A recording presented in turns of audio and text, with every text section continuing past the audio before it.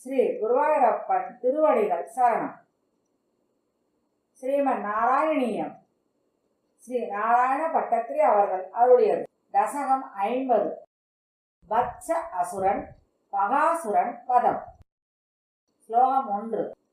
தரள மதுக்ருத் விருந்தே விருந்தாவனே அத மனோஹரே பசுப சிசுபி சாகம் வத்ச அனுபாலன லோலுபக ஹலதரச தேவ ஸ்ரீமன் விசேரித தாரயன் கவள முரளி வேத்திரம் நேத்திர அபிராம தமுத்தியதிக.